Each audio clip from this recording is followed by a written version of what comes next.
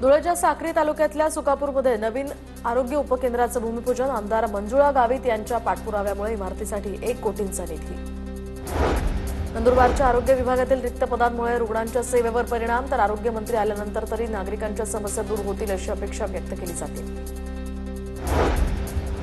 डोंबिवलीतील MIDC मध्ये पाणी दरवाढ, तर घरगुती वापरात 1 रुपये आणि व्यावसायिकांना 2 रुपये 75 पैसे अधिकचे मोजावे लागणार। नाशिकमधील मराठा विद्याप्रसारक संस्थेच्या वार्षिक सभेमध्ये राडा, संस्थेच्या खासगी विद्यापीठाच्या मुद्द्यावरून सत्ताधारी आणि विरोधकांमध्ये प्रचंड गोंधळ, सत्ताधारी आणि विरोधकांमध्ये थेट व्यासपीठावरच धक्काबुक्की। जळगावच्या बिलवाडी गावामध्ये जुन्या वादातनं 2 कुटुंबात तुफान हाणामारीमध्ये 55 वर्षीय व्यक्तीचा मृत्यू, दोन्ही कुटुंबातील 11 जणांवर शासकीय रुग्णालयात उपचार, गावात पोलिसांचा बंदोबस्त। मुंबई विमानतळावर मोठी कारवाई करत तब्बल 39.2 किलो हायड्रोपोनिक गांजा जप्त, एकूण 3 जणांना या प्रकरणी अटक। परभणीच्या बालाजीनगरमध्ये शॉक लागून 3 जणांचा मृत्यू, पानटपरी बैलगाडीतनं खाली उतरवतानाची ही घटना।